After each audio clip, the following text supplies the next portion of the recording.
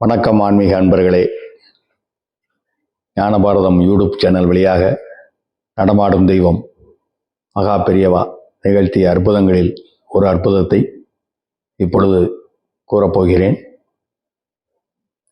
1952 வருடம் ஸ்ரீ லட்சுமி நாராயணன் என்ற பக்தர் அடிக்கடி மடத்துக்கு வந்து பெரியவாளை பார்த்து ஆசீர்வாதம் வாங்குவது வழக்கம்.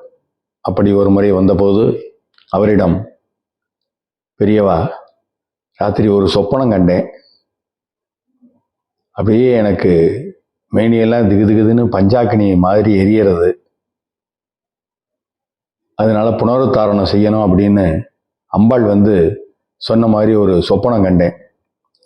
இங்கே பக்கத்தில் எங்கேயோ அம்பாள் பூமிக்குள்ளே புதஞ்சு கிடக்கான்னு நினைக்கிறேன். அதை கண்டுபிடிக்கணும் லட்சுமி நாராயணா, அதுக்கு ஏற்பாடு பண்ணு என்று கூறினார். சரி பெரியவா என்று சொன்ன லட்சுமி நாராயணனும் தனக்கு தெரிந்தவரை அக்கம் பக்கத்தில் உள்ள எல்லா ஊர்களிலும் ஏதாவது அம்பாள் கோயில் இருந்ததா என்று விசாரித்து கொண்டே இருந்தார். ஆனாலும் கண்டுபிடிக்க முடியவில்லை. காலம் ஓடிக்கொண்டே இருந்தது. வருடங்கள் ஓடின. மகா பெரியவா மீண்டும் அந்த லட்சுமி நாராயணனிடம் கேட்டார், என்னப்பா நான் சொன்னேனே, ஏதாவது கோயிலை பற்றி விவரம் தெரிஞ்சுதா என்று கேட்டார். இல்லை பெரியவா, பார்த்துட்டே இருக்கோம் என்று கூறினார். அப்பொழுது பெரியவா சென்னைக்கு அருகிலே விஜயம் செய்திருந்தார். அப்பொழுது ஒரு குறிப்பிட்ட இடத்தில், எனக்கு என்னமோ இந்த இடத்துல அம்பாள் இருக்கான்னு தோன்றது, நான் இங்கே தான் இன்னைக்கு தங்க போகிறேன் என்று கூறினார். பெரியவா, இங்கே ஒரு மாட்டு கொட்டாய் தான் இருக்குது, வேற ஒன்றுமே இல்லையே என்று அந்த லட்சுமி நாராயணன் கூறினார். பரவாயில்லை, அம்பாளை கண்டுபிடிக்கணும், நான் இங்கேயே தங்குறேன்னு போய் அந்த மாட்டு கொட்டாய் உள்ளே மகா பெரியவர் படுத்து கொண்டார். இதை கேள்விப்பட்டு அந்த ஊர் நாட்டாண்மையாக இருந்த மணலி ராமகிருஷ்ண முதலியார் என்பவர் ஓடி வந்தார். பெரியவா, நீங்கள் இங்கெல்லாம் தங்கலாமா என்று கேட்டார். பரவாயில்ல ராமகிருஷ்ணா, அம்பாள் இங்கே தான் இருக்கா, நீ ஒன்று செய், 24 மணி நேரத்துக்குள்ளே சம்பரோஷனம், அதாவது கும்பாபிஷேகம் பண்ணணும், பண்ணுவியா என்று கேட்டார். செய்கிறேன் பெரியவான்னு. சரி, இந்த இடத்தெல்லாம் முதல்ல சுத்தம் பண்ணு அப்படின்னோடனே இந்த மாட்டு கொட்டகையை சுற்றி ஆட்களை வைத்து விறுவிறுவென இந்த ராமகிருஷ்ண முதலியார் தன்னிடமிருந்து ஒரு 1000 ரூபாய் மற்றும் சில பெரிய மனிதர்ந்து 1000 ரூபாய் எல்லாம் பணமெல்லாம் போட்டு உடனடியாக அந்த மாட்டு கொட்டாயை சுற்றி சுத்தம் செய்ய ஆரம்பித்தார்கள். காட்டு செடிகள், கொடிகள், புற்றுக்கள் போன்றவை நிறைய இருந்தன. எல்லாவற்றையும் ஆட்களை வைத்து சுத்தம் செய்ய ஆரம்பித்தார்கள். புற்றுக்களிலிருந்து கொடிய சர்ப்பங்கள், பாம்புகள் விறுவிறுவன ஓட ஆரம்பித்தன. மகா பெரியவா சரணம் என்று மனதிலே நினைத்து கொண்டு அந்த ராமகிருஷ்ண முதலியார் தன்னுடைய ஆட்கள் மூலமாக அந்த இடத்தை மிக அழகாக சுத்தம் செய்து கொண்டே இருந்தார். இடமும் ஓரளவு சுத்தமானது. அப்பொழுது பூமிக்குள்ளே இருந்து ஒரு கோபுரம் தென்பட்டது. அனைவரும் மகா பெரியவரை விழுந்து வணங்கிவிட்டு அதை சுத்தம் பண்ணி எடுத்தால் அங்கே அற்புதமான ஒரு அம்பாள் விக்கிரகம் கிடைத்தது.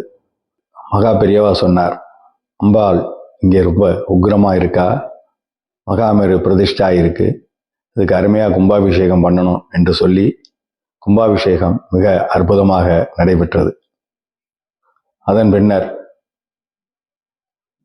அந்த கோவிலுக்கு ஏகாம்பர குருக்கள் என்பவர் அர்ச்சகராக நியமிக்கப்பட்டார். அந்த கோவில் என்ன தெரியுமா? வாங்காடு காமாட்சி அம்மன் கோவில் தான் அது. அது பெரியவரால் கண்டுபிடிக்கப்பட்டு பிரதிஷ்டை செய்யப்பட்டது, கும்பாபிஷேகம் நடத்தப்பட்டது. அதன் பிறகு அந்த லட்சுமி நாராயணனிடம் பெரியவர் ஒரு சின்ன குழந்தை ஆசைப்பட்டு, எனக்கு மைசூர் பாக்கு வாங்கி தரியா என்று கேட்பது போல கேட்டார். லட்சுமி நாராயணா, எனக்கு கோவில் பக்கத்திலேயே எனக்கு ஒரு இடம் வேணும், வாங்கி தருவியா என்று கேட்டார். கட்டாயம் வாங்கி தரேன் பெரியவா என்று அவர் சொன்னார். அதன் பிறகு மீண்டும் 2-3 முறை பெரியவரிடம் ஞாபகப்படுத்தினார்.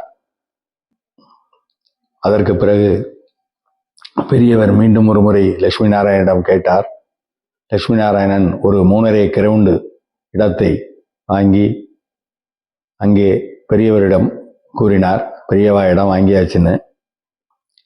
பெரியவா அவரிடம் சொல்றார், இந்த இடத்துல 16 அடிக்கு அஸ்திவாரம் போடணும், 108 கோடி பஞ்சாட்சரம் எழுதி உள்ள போடணும், 5 ஜட்ஜு, அதாவது நீதிபதிகள், 5 நீதிபதிகள் சேர்ந்து தான் அந்த இடத்துல ஃபவுண்டேஷன் போடணும், இதுக்கெல்லாம் நீ ஏற்பாடு பண்ணணும் என்று சொன்னார்.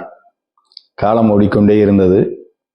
அதன் பிறகு ஒரு கோவில் கட்ட ஆரம்பித்தார்கள், அம்பாள் கோவில். அந்த அம்பாள் கோவிலை மிக அருமையாக கட்டினார். குருவாரமும் பஞ்சமி திதியும் சேர்ந்து வர்ற நாளில் தான் இந்த கோவிலுக்கு கும்பாபிஷேகம் பண்ணணும்னு பெரியவர் சொன்னார். பெரியவா நீங்கள் தான் பண்ணி வைக்கணும் என்று அவர்கள் சொன்னார்கள். ஆனால் மகா பெரியவர் இல்லை புது பெரியவா இருக்கா, புது பெரியவாளை வச்சு எல்லாம் பண்ணுங்கோ என்று சொன்னார். லட்சுமி நாராயணன் பெரியவரோட நட்சத்திரம் அனுஷம். அந்த அனுஷ நட்சத்திரமும் சேர்ந்து வர்ற ஒரு நாளில் கும்பாபிஷேகம் பண்ணால் என்ன விசேஷம் அப்படின்னு சொன்னாங்க. 1992ஆம் ஆண்டு தான் அந்த கோவில் கட்டுமான பணிகள் முடிந்தன. ஆனால் பெரியவருடைய எண்ணம் வேறு மாதிரி இருந்தது. 1994ஆம் ஆண்டு மகா பெரியவர் சித்தியடைந்து விட்டார். அதன் பிறகு பால பெரியவா விஜயேந்திர சரஸ்வதி சுவாமிகள் கையினால் அந்த ஆலயம் கும்பாபிஷேகம் மிக சிறப்பாக நடைபெற்றது. நடமாடும் தெய்வமான மகா பெரியவர் எத்தனையோ அற்புதங்களை நிகழ்த்தி இருந்தாலும் கூட இதை போல பல்வேறு கோவில்களையும் கண்டறிந்து கோவில் எழுப்பி கும்பாபிஷேகம் நடத்தியும் காட்டியிருக்கிறார். தெய்வம் தனக்குத்தானே அமைந்த கோவில்களை கண்டுபிடிப்பது அதிசயமா என்ன? அவரே ஒரு நடமாடும் தெய்வம் தானே. இதே போல பற்பல அற்புதங்களை மகா பெரியவா நிகழ்த்தி இருக்கிறார். தனி மனிதருக்கும் சரி, தன்னை நாடி வந்தவர்களுக்கும் சரி, தன்னை வந்து பார்க்காமலே வீட்டிலிருந்து மானசீகமாக வணங்கக்கூடிய அன்பர்களுக்கும் சரி, இதை போல பொதுநல காரியங்களான கோவில்கள் கட்டுவது, மறைந்து கிடக்கும் கோவில்களை கண்டுபிடிப்பது என்று பல்வேறு விதமான அற்புதங்களை நடமாடும் தெய்வமான மகா பெரியவா கண்டறிந்து கூறியிருக்கிறார். அது அந்த தெய்வ புருஷரிடம் உள்ள விசேஷ குணநலன் என்றால் அது மிக இல்லை. பரமேஸ்வரனின் அம்சமல்லவா அந்த நடமாடும் தெய்வம். இதை போல பற்பல அற்புதங்களை இந்த ஞானபாரதம் யூடியூப் சேனல் உங்களுக்கு எடுத்து வழங்க இருக்கிறது. தவறாமல் தொடர்ந்து பாருங்கள். ஞானபாரதம் யூடியூப் சேனலை சப்ஸ்கிரைப் செய்யுங்கள். ஜெய ஜெய சங்கர, ஹரஹர சங்கர.